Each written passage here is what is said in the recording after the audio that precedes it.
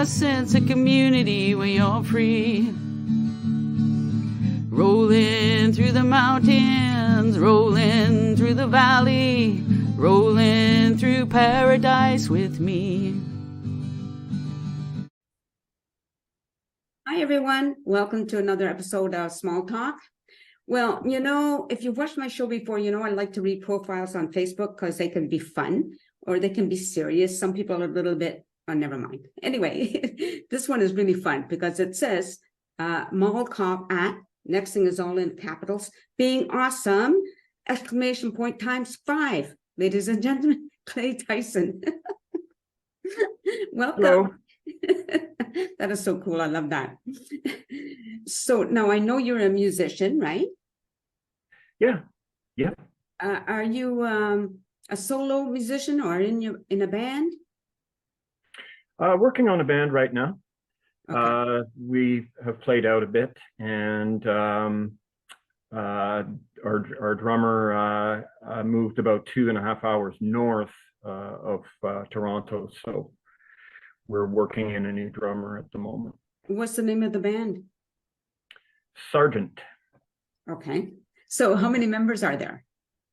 3. 3 of you. And what do you do in the band? Are you the singer? Yeah, vocals, guitar, and I do probably, I guess, a majority of the writing and arranging. Do you perform all originals, or do you perform other people's music? So far, it's originals. Yeah. Okay. And what would you could say the style of your music would be? Well, I guess I would call it a rock and roll band, but with sort of progressive leanings. Oh, okay. I dip a little bit into, some Right. of the more fusion type things, but yeah, it's Very a good. rock band. Yeah, cool. On your profile, it says you're a former multi-instrumentalist. So, Yes. how many instruments did you play? Well, I would say primarily I am a guitar player. I started out sort of, when kids are figuring out what they're doing and trying to form bands, there's quite often a whole lot of switching around, of instruments, like, oh, I'll play the drums now. And I think, like a lot of kids, I gravitated towards the drums first, but that didn't pan out. The reason that I learned to play other instruments was really just so I could demo my own songs, so to then pass them on to other people. Right. To learn. Yeah. So at what point did you decide that you wanted to be a musician? I don't know if it was ever really a conscious choice. Mm-hmm. It's what, as I guess you probably know, it's what my parents did. So I just kind of assumed that I was going to wind up there. Okay. All right. But I mean, in terms of, how I have kept my lights on for the past, almost 30 years now, I'm actually a bicycle repairman. Oh. So, I guess I've kind of, in terms of live playing, I've come and gone from the music scene live wise. And, now I think I've got a good body of material. Mm-hmm. And I've been basically writing and recording privately or at home or wherever, like so many do now. Yeah. And so now I want to, I think I've got a good body of work here, so I want to play out. Right. Just because you mentioned that, I'm just going to say, in case people haven't clued in by the name, you want to tell people who your parents are? Oh, okay. Well, my parents are Ian and Sylvia Tyson. So for some, they are royalty in this country anyway. Yeah, I just wanted to mention, and not that I want to focus on them, but just so people can understand what your reference was, and it makes sense why you would just always assume you were going to be a musician, right? Mm-hmm. And now it says also you studied bass at Humber College. You're talking about bass guitar? Yes. Is there another kind of bass? Another kind of bass? Is there another kind of bass? I I don't know. don't know. I guess that's probably from Facebook. I don't know how the guitar got added on there, but bass, I was known around the Toronto area live music scene as a bass player for I guess a good part of the late 80s and up to around the mid to late 90s. Right. But I've always kind of gone back to the guitar. I mean, that is my chosen writing instrument. So Mm. Did you ever perform with your parents? yes, yeah. When uh, Originally I gravitated towards the drums. I wanted, when it was put to me by, I guess it was Ian, my father, what instrument, what I want. Of course, I said drums, and that was a big no on that. And it was, here's a bass, basically. Now, Okay. I was already playing guitar at that point. I think maybe he was having bass player trouble, perhaps around that time. So, and when him and my mother went their separate ways, and he was kind of starting again from scratch, really, when he went back out west. Um, some of these pickup bands that he had were not. They didn't really know his material, and they might not have been that good. And so he would. His theory, and I think it was maybe not just a theory, is that if me and the bass player have it together, then those guys can fake it, basically. Oh, okay. And so I would step in there a little bit for a while Right. on my summer, spring breaks and things like that. Yeah. And I have played a little bit with Sylvia as well, a little bit of live stuff, not too much. Okay. Now for yourself, like when you were in and out of music, whatever it was, did you tour across the country at all? Yes, yes, with one band in particular, the Look People, for whom I played the bass and did a lot of writing and arranging. Yeah, we did the west, like Toronto west to the west coast and back Nice. a few times. So, yeah, 6 or 7 times, I think. Right. Now this is going to air on November 24th. Do you have anything coming up after that date? Actually, right now, until we get the whole drummer situation sorted out, we have not booked anything. I mean, right now we want to get that and all the rehearsals firmly in place, and then we'll be picking up in the spring. Right. So we just finished with the drummer that was with us. We were playing up until about the end of August, and then it was agreed we had to sort of part ways. So Right. Yeah. People are still talking, or at least some of the musicians I've interviewed are still talking pre-COVID and post-COVID. So what happened for you during COVID? well, it was basically the bass player and I, we finally found the drummer that we did have, and then COVID.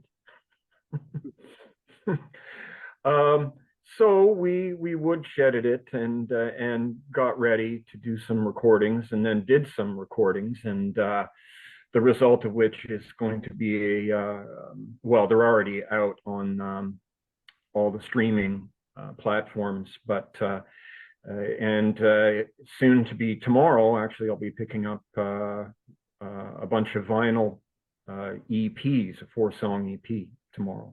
Okay, very good. Now, if people want to find your songs, do they look for you personally under Clay Tyson, or do they look for the Sergeant? How would they find your music? For anything Sergeant related, it would be under Sergeant or Sergeant Band, Okay. basically. My solo stuff was released on a label called Borealis. Borealis. And that was that's a small local kind of folky label. I was my solo project stuff that I did back in the late 90s was in a pretty different direction than what I'm doing now. Right. What kind of like when you perform for somebody performing their own music? I'm always wondering, like, what kind of reception do you get? Do people say, "Oh, we would like to hear you play some other people's song"? Or are they happy to hear your originals? Well, I guess when I was doing my Clay Tyson solo thing, and and I was writing and performing a lot of the time solo, not always, but on acoustic guitar and voice. And so then very naturally, of course, the comparisons began. And it was pretty rough. I mean, I did encounter a fair bit of, play four strong winds or Yeah, get off the stage kind of. right. Yeah, But I soldiered onward with it, and um, the main thing being that original music, um, unless if people are kind of it's a time when people are really wanting something new, it's always a hard sell. Mm. Um, you know, sometimes it's a bit of a trick. Like you almost have to come up with something that's so good that people think they may have heard it before. And in fact, they haven't, but with the emphasis for me has always really been, I mean, I did do some top 40 stuff all through the 90s and stuff like that. And I did go out, and that's how I made money at music, really. The original music thing is always hard, always hard. And I expect it to be work this time, except for that I won't be by myself. Right. Yeah. Okay. So.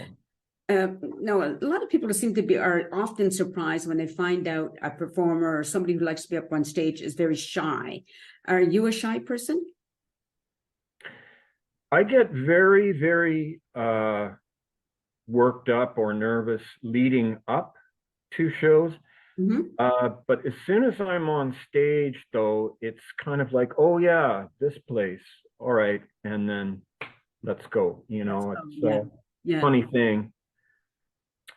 So yeah, I tend to loosen up once I'm up there. Oh yeah, I understand that. But I mean, off of stage, like personally, I love doing this, but I have social anxiety, So when I have to be in a situation with a group of people that I don't know, or even sometimes with a lot of people I do know, I'm very uncomfortable.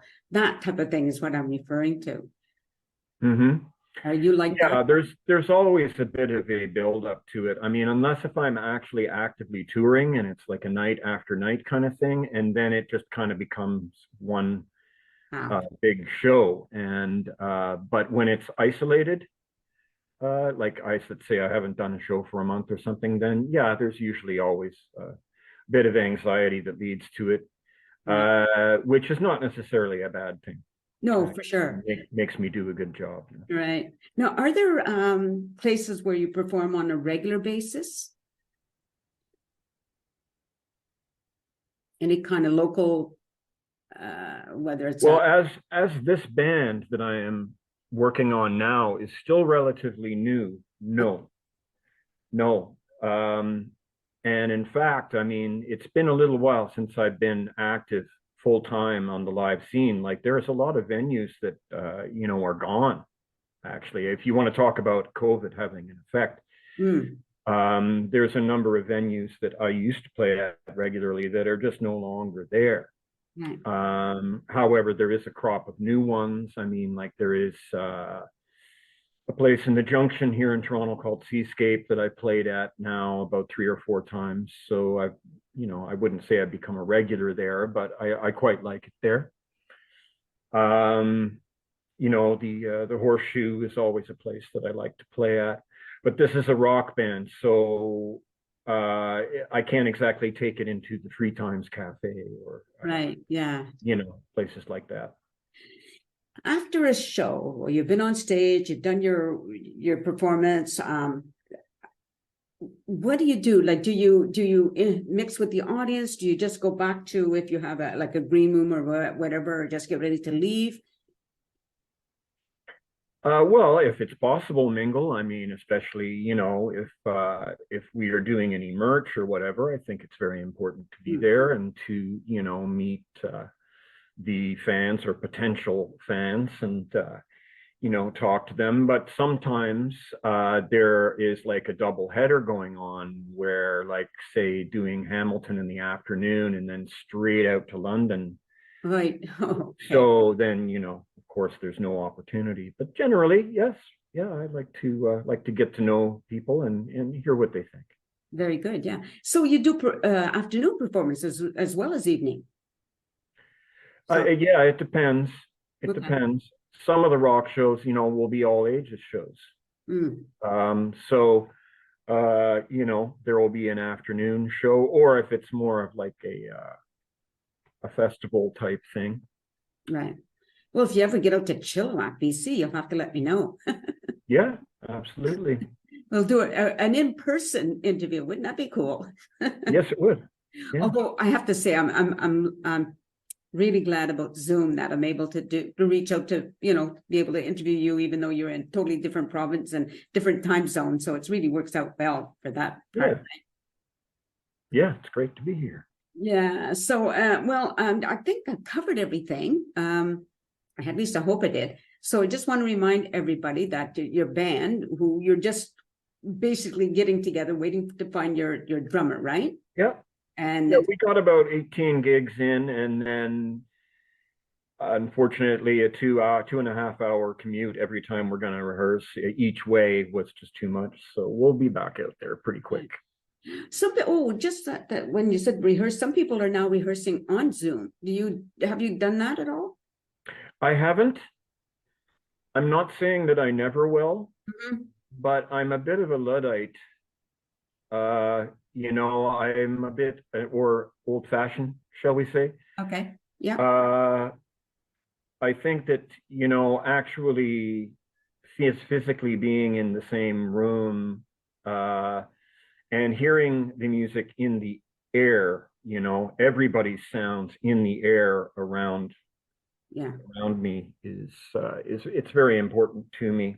Yeah, and it's different. It sounds different, doesn't it? Yes.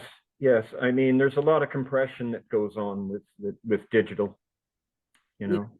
But I try to encourage people all the time. Like I don't only interview musicians, but I always encourage people, if you can get out to a live show, it is so much better, I find anyway, than listening to on the radio or Zoom or whatever it is, right? Although it's nice that people will still be able to hear you if they can't get to your show, right? Yes, well, MP3s and that sort of thing are so darn convenient, know. Yeah. To be honest with you, if I'm really going to listen to something, I go and put a record on my platter back here. So very nice. Well, I think that's it. And just stay on camera. I just want to remind the audience that you've been listening to Kate Tyson. Look him up on YouTube. I'm sure you'll find him. And thanks for watching the show. I hope you can continue to do so. So take care, everybody, and peace out. A sense of community, Chilliwack's a place to be. A sense of community where you're free. Rolling through the mountains, rolling through the valley, rolling through paradise with me. It's multicultural, you're sure to see it all. Chilliwack's the place to be, you'll see. Come party in the park, go dancing after dark. Chilliwack's the place to be, you'll see.